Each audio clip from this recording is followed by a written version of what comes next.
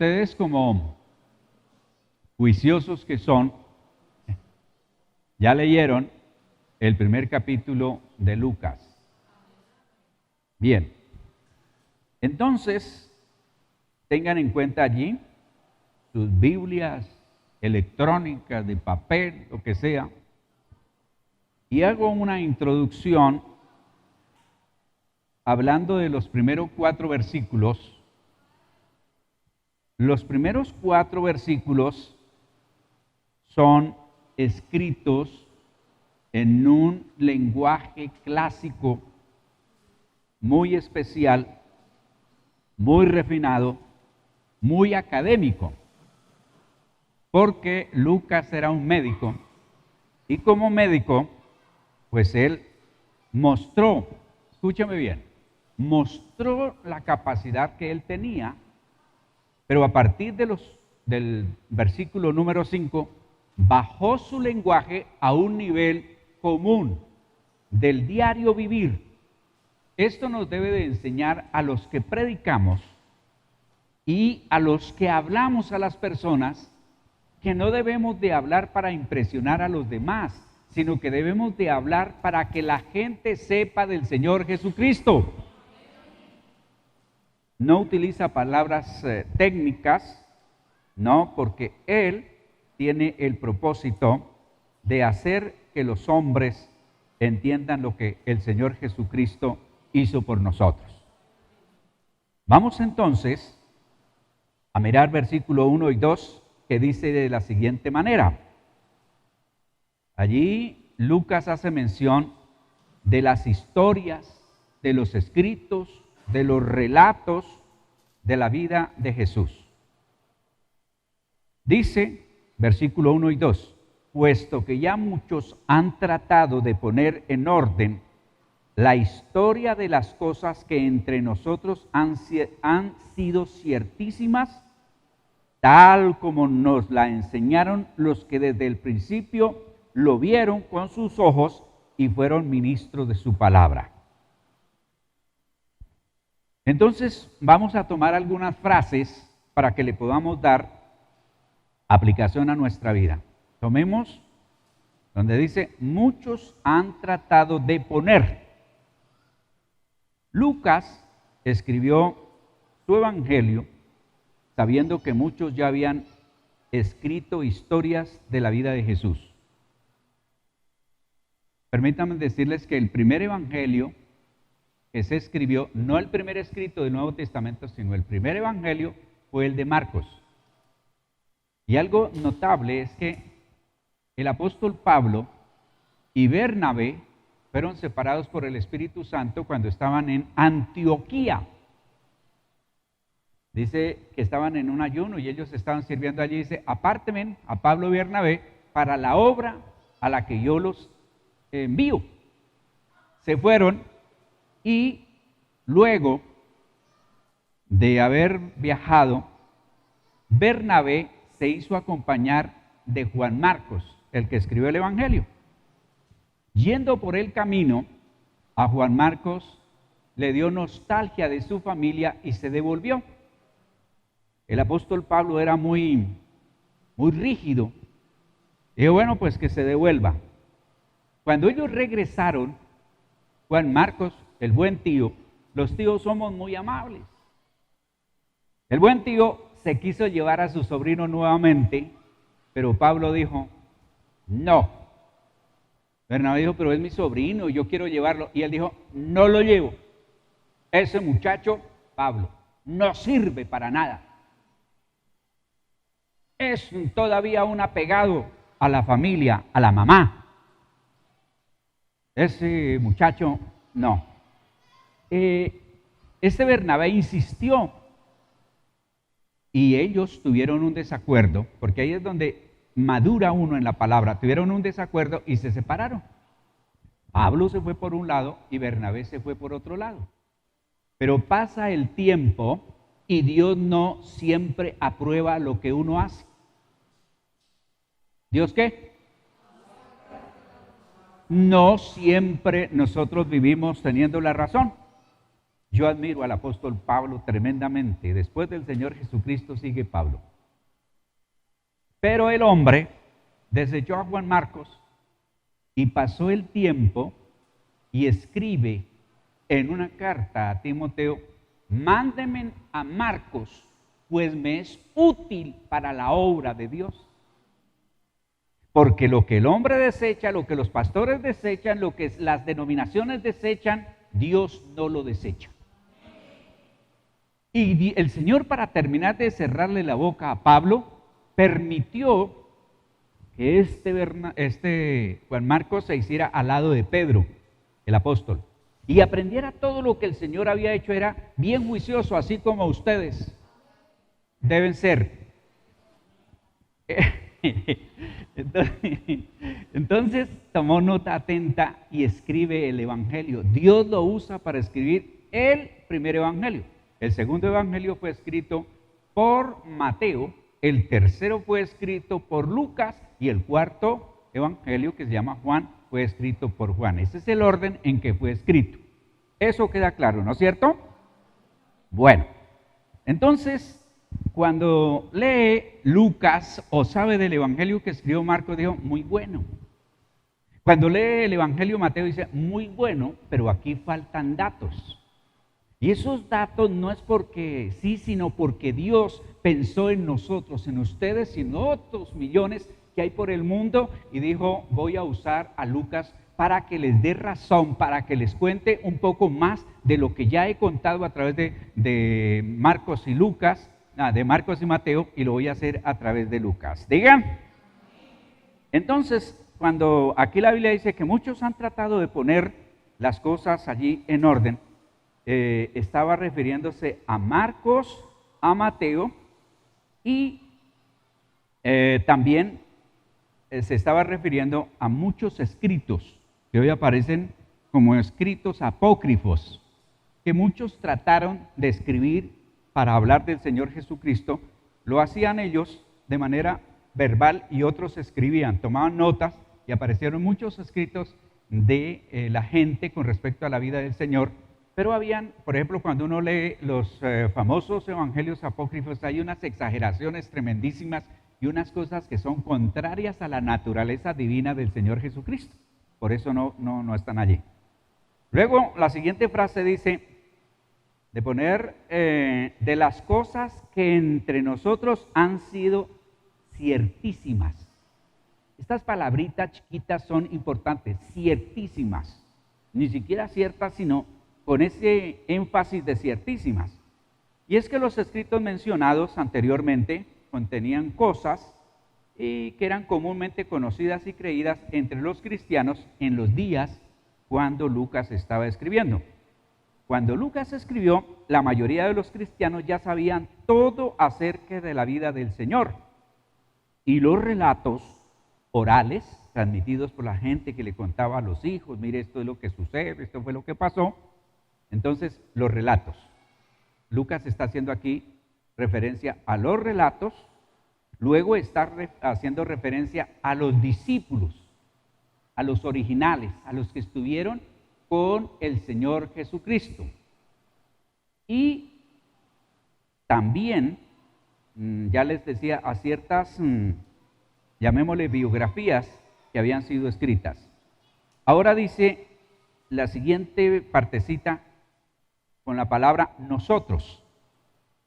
Lucas, él se hizo parte de la comunidad de cristianos que creían y recibían las historias, los relatos del Señor Jesucristo, porque Dios puso a Lucas, mire el poder de Dios, puso a Lucas como compañero de Pablo. Pablo no estuvo con el Señor Jesucristo. Pablo recibió el Evangelio directamente de Jesús, pero no aquí en la tierra, sino en el cielo. Eso dice la palabra, ¿no es cierto? Eso es lo que se quieren atribuir ahora muchos. Que así como Pablo recibió la revelación, que yo también, y que yo estoy en el cielo, no. Dios tiene sus excepciones. Pero fíjese que pone al lado de Pablo a uno que no es judío, que es un gentil, y es el único que Dios le da el permiso, la oportunidad y el privilegio de escribir el Evangelio. Entonces, Lucas, él fue compañero de Pablo, y hay textos bíblicos que ustedes pueden ver allí, donde él se involucra nosotros. Por ejemplo, cuando escribe una carta dice, cuando estuvimos en la reunión tal, cuando hicimos tal cosa, eso quiere decir que usted está allí. Entonces, ahí tenemos Hechos de los Apóstoles, capítulo 16, versículo número 10 y 11. Esto es tarea para que ustedes tomen notica y busquen en la Biblia porque se les está olvidando utilizar esos textos. Segunda a Timoteo, capítulo 4, versículo 11. En estos versículos siempre el evangelista Lucas habla de nosotros. Pablo se refirió a Lucas como el médico amado. Aquí hay una enseñanza también para los cristianos ultra, contra no sé qué, que a los médicos no hay que creerles, que los médicos es para gente que no tiene fe, que no sé qué más. No, la Biblia ha creado la ciencia y la ciencia es para bien del hombre. Algunos piensan que el diablo hace cosas más buenas por la humanidad que el mismo Dios. Eso no es cierto. No es cierto. Y hay quienes predican, que usted no tiene fe, por eso va donde el médico, que no sé qué más. Bueno, gloria a Dios por los que tienen la fe. Yo me encontré con un hombre que me aseguró que él no se purgaba. Para el hígado, parásitos, que él oraba y Dios lo purgaba. Y bueno, amén. Tampoco lo contradiga. No, pero si usted nota que es exageración o que es cuento, porque hay gente mentirosa que tienen como un lenguaje apócrifo, que hablan lo que no es verdad. Entonces, para eso tiene usted la palabra de Dios. Diga. Bueno, todos los indicios dicen que Lucas era gentil. Ya miramos allí Colosenses 4:14, allí en Colosenses 4:10 y 11 y 4:14 muestran que él no era judío. Esto quiere decir que el Señor, cuando dijo, yo también tengo unas ovejas en otro redil, se refería a nosotros. Porque hay gente que está ahora diciendo que hay que volvernos mesiánicos, mitad judíos, mitad cristianos, mitad no sé qué. No. Dios sabía cuál era nuestra cultura, cuál era nuestra forma. Él sabía que nosotros nos íbamos a referir a Jesús cuando Él está humano, a Jesucristo como el ungido, como el Dios Todopoderoso. Ahora Él es el Señor Jesucristo. Y entonces no es Yeshua ni no sé qué y por acá y por allá que tienen que hacer grandes esfuerzos para hablar de Él. No, el Señor usó a Lucas, único escritor que no fue judío. Digan amén. Dios le dio a este único escritor gentil un gran privilegio porque él escribió también el libro de los Hechos. Es decir, hizo primero el escrito de Lucas y luego continuó con Hechos de los Apóstoles. Eso no es cuestión de coincidencias, eso no es cuestión de, así que no, ese se llama plan de Dios. Si el apóstol Pablo escribió la carta a los hebreos, es el que escribe más en el Nuevo Testamento. Pero si el apóstol Pablo no escribió la carta a los hebreos, es Lucas el que más escribe en el Nuevo Testamento, más amplio, cubre más espacio. ¿Me hago entender, sí? Bueno. Luego nos dice, tal como nos lo enseñaron los que desde el principio lo vieron con sus ojos y fueron ministros de la palabra. Aquí no está hablando de los pastores y por acá, por allá, no, servidores. Lucas nos dice que los relatos anteriores de la vida de Jesús, del Señor, se basaron en las palabras de los que vieron con sus ojos. Es decir, es válido, y por eso ellos fueron capaces de morir por el Señor, porque nadie va a morir por una mentira. Uno de los argumentos de que Jesucristo es real es porque todos dieron su vida por el Señor. Entonces, los que desde el principio, cuando usted lee los que desde el principio, entonces fueron indudablemente los apóstoles. A los apóstoles hay que darles su lugar. Nunca ningún hombre actualmente puede atribuirse la misma autoridad, la misma revelación, nada a los apóstoles del Señor Jesucristo, a los apóstoles del Cordero, a los que son tan importantes que sus nombres van a estar en la Nueva Jerusalén. Y ahora apareció una oleada de apóstoles. Eso, hay apóstoles hasta que ni tienen iglesia. Hay apóstoles ahora que ni siquiera saben escribir. Es decir, imagínense que encontráramos que el apóstol Pablo, sus escritos llenos de errores, de contradicciones. Todo eso hay que tenerlo en cuenta. Y entonces se presentan, yo soy el apóstol fulano de tal, y todo el mundo se refiere a ellos como con cierta reverencia y cierta cosa, apóstol. Esos títulos que la gente se da no valen nada, lo que valen son los títulos que el Señor nos da. Entonces, los que estaban con Jesús desde el principio, pero también dice, los que desde el principio, podría referirse a personas como la Virgen María. Los evangélicos tienden a veces a hablar con cierto desdén, con cierta rechazo con respecto a la Virgen María, pero la Virgen María ocupó su lugar y nos da ejemplo y nos da enseñanzas. Entonces Lucas dijo, yo quiero saber realmente cómo fue que el ángel anunció qué fue lo que pasó, y se fue y habló con María. Aquí Lucas la entrevistó, ella le narró todo lo que había pasado con respecto a cómo fue anunciado el Señor Jesús, qué fue lo que ella dice, y Lucas escribió a un mundo de gente que era muy difícil. No como nosotros, que ahora creemos que la palabra de Dios, mire, hasta los ateos saben que la Biblia es un libro singular. Dicen cualquier cosa y si estuvieran seguros de su ateísmo, no lucharían tanto para decir cosas. Pero en esa época tenían un lema, si se siente bien, hágalo. El lema de ahora es, me da paz. Ese me da paz. Hablé con un predicador que estuvo predicando en una ocasión en la iglesia, aquí en Cali.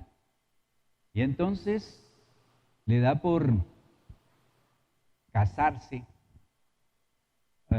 sin conocer quién era la hermana. Y digo yo, hermano, tómese un tiempo, mire situaciones, cuando uno se ha tropezado, se le arrancan las uñas y eso lo enseña a caminar, ¿cierto? Entonces póngale cuidado a una persona que ha pasado por ciertos problemas. No se ponga a preguntarle por allá a los que están llenos de teorías y de cosas. Pregúntele, así como Lucas se fue a preguntarle a los que habían vivido la experiencia. Y entonces el hermano me respondió, le argumenté por todos los lados y sencillamente me respondió, me dijo, me da risa porque yo me acuerdo de la expresión y de su estilo de hablar y de todo, pero dice, tengo ganas de imitarlo, pero no. Me dice, no, me da paz. Tengo mucha paz. Y he encontrado a mucha gente que viendo un texto de las Sagradas Escrituras, no, es que me da paz. Nosotros no podemos vivir por nuestra paz, nosotros tenemos que someternos a la palabra de Dios. Fíjense que hasta el mismo Señor dice, cuando digan paz y seguridad, vendrá sobre ellos, ¿qué? Nuestra fe no es ciega. Que tengo una fe ciega. tengo una fe tan grande, le dije a alguien que sabía que no sabía lo que estaba diciendo, a veces le toca a uno echarle agua fría para que la gente despierte. Yo tengo una fe tan grande, le dije, hermanito mío, bote lo grande y use nomás la que necesita, porque es como cuando yo cargo una piedra y está demasiado grande, esa piedra termina aplastándome, matándome. Nomás téngala. Si es una fe tan grande, va a mostrarse los hechos, porque la fe sin obras es ¿qué? La fe no son palabras. Y están muy equivocados los que piensan que nosotros los cristianos somos un poco de ignorantes, que no sabemos dónde estamos parados. Están muy equivocados. Vamos con el versículo 3 y 4. Estamos en el capítulo 1, versículo 3 y 4. Lucas explica la razón de la escritura de su relato. Dice el versículo 3 y 4.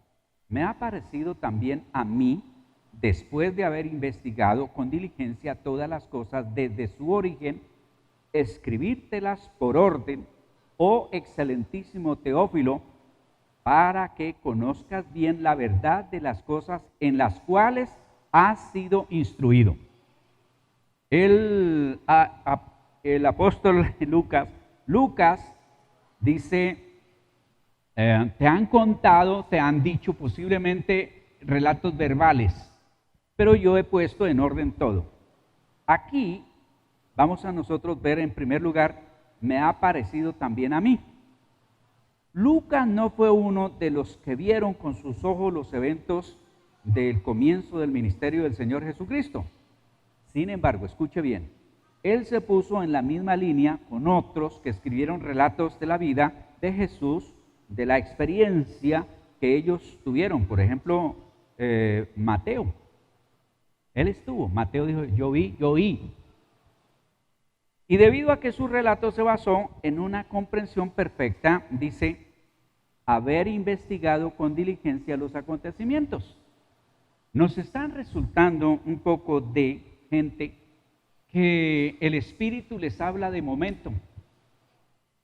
Están por ahí, a veces semidormidos, en la casa o donde estén, y de pronto dicen, el Espíritu me dice que haga tal cosa. Eso no es del Espíritu. No es del Espíritu que usted venga aquí y tenga la responsabilidad de enseñar, de predicar, y entonces llegue y abra la Biblia, y donde la abra comienza a decir un poco de cosas. Conozco gente, y algunos piensan que porque han logrado tener congregaciones numerosas son infalibles. No, porque cuando usted escucha con atención qué es lo que están diciendo, usted no puede decir exactamente de qué habló de todo. Como algunos cristianos, hoy el culto estuvo tremendo, gloria, y hacen así, sí, el Señor tremendo. ¿Qué aprendió? Nada, pero estuvo tremendo. No pudo haber estado tremendo porque lo que hace es cuando la palabra de Dios es revelada, entendida, para nosotros ponerla en práctica. Entonces a usted no se le ocurra jamás, y también a los que me están viendo a través de este medio, andar con la Biblia, abrirla, leer un versículo y comenzar a hablar cosas. La palabra de Dios debe de ser estudiada, analizada y saberla exponer con toda la seguridad de que uno está diciendo la verdad. Si usted está predicando en una congregación, usted no sabe quién está allí sentado. Yo me puedo ir a una congregación. Dios me ha permitido durante 47 años estar ahí. Y va y me sale un hermanito con un poco de cosas, ojalá bien extraviadas de la palabra. ¿Qué? ¿Yo voy a volver? Ni de riesgos. Entonces usted tiene que hacer, o tenemos que hacer como Lucas, haber investigado con diligencia los acontecimientos. Y Lucas puso en orden todo. Si usted ve, o vamos a ver si Dios nos presta la vida, que el Señor dispondrá todo, vamos a ir cómo Lucas coge por temas las parábolas, las enseñanzas, los acontecimientos, todo en orden, que uno lee y dice, bueno, amén, pero no le encuentra el sentido, no le encuentra el gusto. Luego dice, después de haber investigado con diligencia, ¿qué es diligencia? Prontitud, ¿cierto? Tengo que hacer una diligencia. ¿Sí? ¿Sí o no? Con diligencia, alguien interpretó tremendamente esto, dice, diligente, que viene de diligencia, hacer las cosas bien, no a medias, sino bien. Dice, después de haber hecho eso, él decidió escribírtelas por orden. Yo le enseño a mis niñas, a mi esposa y a los que están al lado mío, donde hay orden, ¿está quién? Porque Dios es un Dios ¿de qué? De orden. La carta a los Corintios, el capítulo 14, versículo 40 dice, hágase todo decentemente y con orden. No puede ser que el uno grita, el otro canta, el otro se arrodilla, vamos a orar, y cuando vamos a orar se agarran a cantar, y cuando vamos a cantar se agarran a orar, y cuando decimos vamos a estudiar la palabra, entonces hacen otra cosa. Eso no es orden. Usted ve el orden en toda la creación del Señor. Y le quiero decir algo que es un poco duro, pero hay que decirlo. Hasta una lombriz cumple el propósito de Dios. Los únicos seres que se han rebelado contra el propósito de Dios fueron el diablo y su caravana, como cantaban unos hermanos de mi tiempo, de los hermanos Reyes. El diablo y su caravana está engañando a la gente. Y los seres humanos, todos los demás seres creados cumplen el propósito de Dios. Y yo miré, la última vez que miré una lombriz, no se le ve la cabeza. Es una punta ahí. No se le la casa, dije, pero ¿cómo es posible que este animal está más obediente a Dios que yo? No puede ser. Entonces, que Dios nos ayude. Amén. El orden es ¿de quién? Decentemente y con orden. Todo hay que hacerlo con orden. Entonces, les decía que ya Lucas había leído lo que escribió Marcos y Mateo. Ahora él quiso dar un tercer relato con énfasis en la comprensión y el orden. Por lo tanto, Lucas es el evangelio o el evangelista que escribió más completo, por sobre lo que escribió Marcos, Mateo, Lucas y el mismo Juan, que cada uno cumplió su propósito. Ayer yo escucho predicadores y aprendo de ellos. Todos nos tenemos que alimentar a través de alguien. Ese que viene a decirle, yo únicamente, mi Señor y yo. Y como decía la hermana inspirada, que ella danzaba únicamente con el Señor Jesucristo y el Señor le decía un pasito para allá y un pasito para acá. Pues esa gente que sale que solo Dios, yo leo, yo escucho, yo aprendo de los demás y de eso que aprendo y escucho, les enseño a ustedes lo que está conforme a la palabra y también aprendo de lo que no debo de decir ni debo de hacer. ¿Les gusta eso o no? Entonces, él pone en orden todas las cosas allí y completa, documenta la historia de Jesús desde la anunciación de Juan el Bautista hasta la ascensión de Jesús. Se regresa. Hay algo que no ha podido explicar algunos, y es que Juan el Bautista, desde el vientre de la mamá, era lleno del Espíritu Santo, y entonces venía para cumplir una misión, pero decían que María nació sin pecado. Para que María naciera sin pecado, la mamá de María tenía que ser sin pecado, y para que naciera sin pecado tenía que la abuelita de María, estoy refiriéndome a la Virgen, tendría que ser sin pecado. Y así detrás, ¿y cómo hacemos si Eva pecó y Adán pecó? Entonces se cae la enseñanza. Ahora, tengan en cuenta lo siguiente, Lucas es el evangelio más universal. En el libro de Lucas, los gentiles se ponen a menudo en una luz favorable. Él escribió para darnos a conocer. 2. El Evangelio de Lucas es el más interesado en los roles de las mujeres, de los niños y de los marginados sociales. Uno no ve cuando lee así por encima. Lucas tuvo especial énfasis escuche bien, en las mujeres, mala noticia para los machistas, en los niños, mala noticia para los que ven en los niños un estorbo, y mala noticia entre los que se les olvida de dónde los sacó el Señor, que esperamos, cuando a ustedes los prospere el Señor, no se vayan a ir de la congregación, porque la congregación no es muy pobre, como han hecho algunos. Consiguen un apartamentico y un carrito y un ascenso de puesto y sienten que ya nosotros somos así como doña Florinda, la del Chavo. Ustedes sabrán qué decía ella. Yo he oído decir que ella decía eso. Y se van.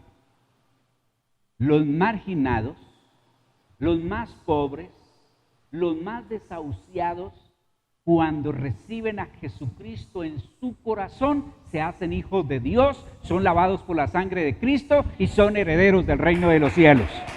Y allá van a estar con nosotros.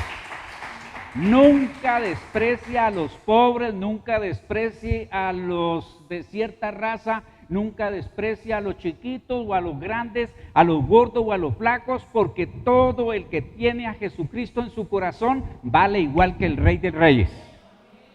Que le haya dado el título el Rey de Reyes, que es el único que está por encima de todos. Pero los reyes terrenales, si no tienen a Cristo en su corazón, valen menos que nosotros. No se acomplejen. El día que usted entienda esa verdad, se le quita el complejo de que fulano de tal tiene un carrazo. Amén. No se ponga envidioso. Fulano de tal tiene plata que imagínense que hasta en las muelas manda echar plata. Dele gracias a Dios por eso. Y bueno, Señor, hay otros que tienen ya no plata sino oro. No se ponga envidioso. Dele gracias a Dios. Diga. El Evangelio de Lucas es el más interesado en la oración. No sabía yo. Y yo estoy bien, pero bien, que le he motivado con todo esto porque he encontrado verdades bien bonitas. Y como así que Lucas es el más interesado en la oración. Tiene 7 referencias diferentes a Jesús orando que se encuentra solo en Lucas. 7 veces donde únicamente él registra la oración del Señor Jesucristo.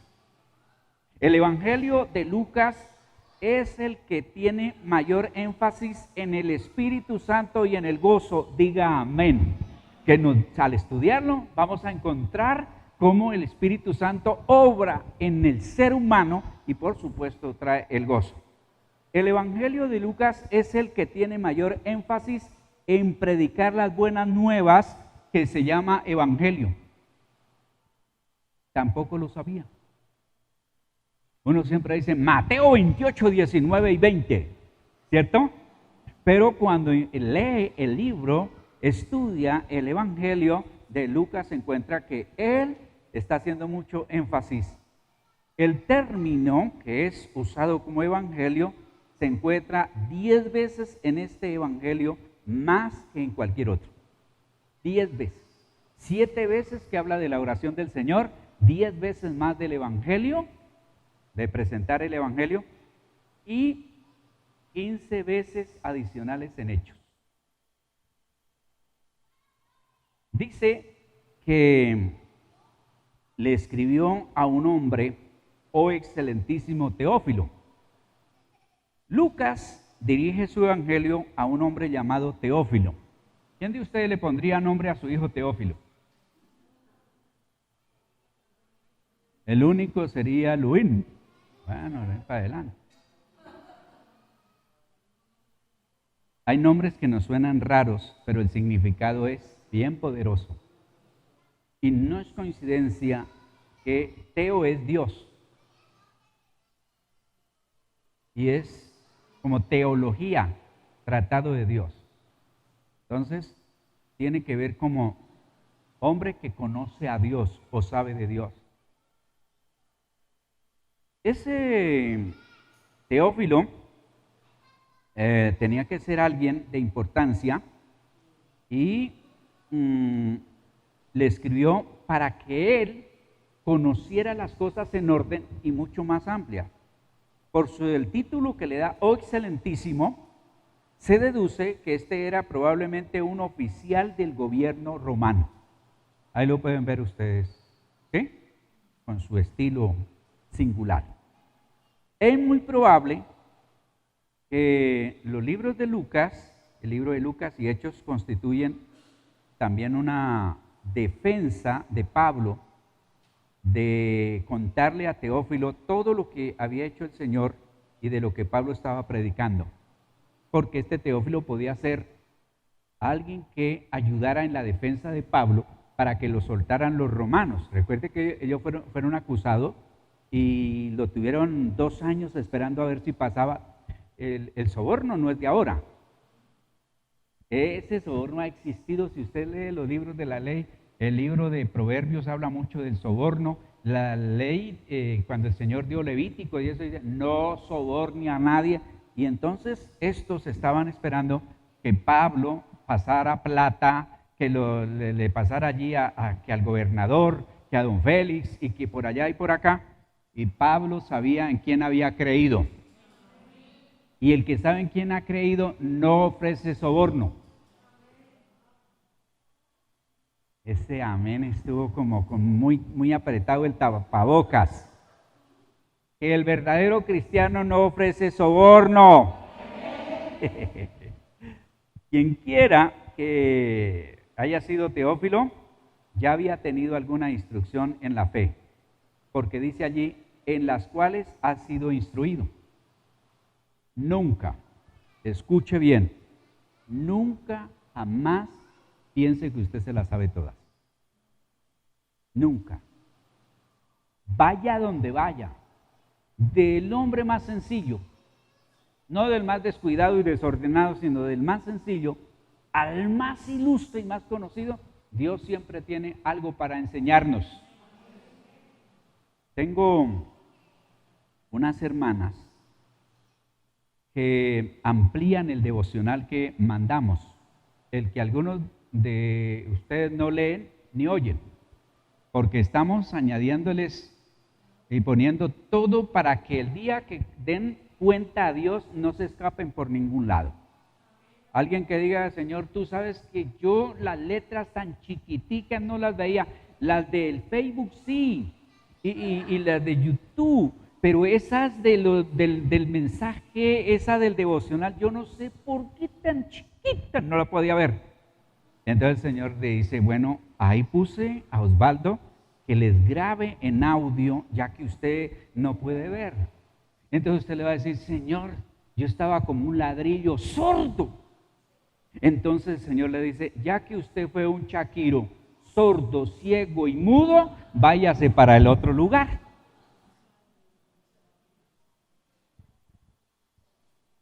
Que Dios nos ayude, amén. Nos espera un relato bonito que es el nacimiento de Juan el Bautista. Les quiero decir algo, quería haber llegado, pero aquí estamos como la canción de los pasteles verdes, reloj no marque las horas. Mucho paganismo, ¿no? Como que me estoy saliendo muy a lo gentil por estar animado con... En el relato de Juan van a ver cosas. ¿Cuántos de ustedes han orado por un buen tiempo y Dios no les ha respondido? ¿Quiénes? Vamos a encontrar cómo Juan oró por un hijo y Dios no se lo dio mientras estaba joven. Vamos a encontrar la razón de por qué Juan fue incrédulo a la voz del ángel. Vamos a encontrar la razón del por qué Juan quedó mudo. Zacarías, corrijo, el papá de Juan. Sí, Zacarías. Muy bien, lo hice a propósito, pero no. Entonces nos va a contar cosas bonitas y yo leía y miraba todas estas cosas y decía, Señor, ¿y por qué tan tarde? ¿Por qué hasta ahora vengo a encontrar estas verdades que son aplicables y que yo puedo comentarle a alguien que ha orado y que no ha llegado la respuesta para decirle, mire lo que vivió Zacarías, Elizabeth, mire lo que ellos vivieron, mire lo que vivió Abraham, mire lo que vivió los papás de Sansón, mire lo que toda esta gente se escribió la historia para que nosotros nos afiancemos en la palabra de Dios. Así que los invito, si Dios nos presta la vida, porque no se confíe. te lo digo en el nombre del Señor, a los que están aquí presentes y a los que nos están viendo y a los que nos van a escuchar, no se confíe. Viva como que usted tiene la razón del Señor, mañana se viene a estar conmigo. Viva de esa manera.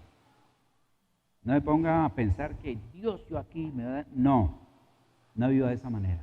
No se confíe. No, yo creo en Dios, así que yo no tengo por qué tomar medidas de nada, yo aquí tranquilo. No. Vivamos el día a día con Dios. Cambie sus prioridades. Deje de comprar cosas que estoy comprando esto, que aquello. Léase el libro de Eclesiastés. Y ese hombre, después de haber experimentado tantas cosas, resume en poquitas. Y de hoy en 8 días le voy a decir cuáles. Aquí termina Enseñanzas a la luz de la palabra de Dios con el pastor Osvaldo Arias. Nuevo Auditorio Integral. Te invitamos a nuestras reuniones. Martes, oración, 7 de la noche. Jueves, doctrina bíblica, 7 de la noche. Domingo, 10 de la mañana, reunión dominical. Te esperamos con toda tu familia. Trae un invitado. Nuevo Auditorio Integral, carrera 83A, número 1520, barrio Ingenio 2, Cali, Colombia.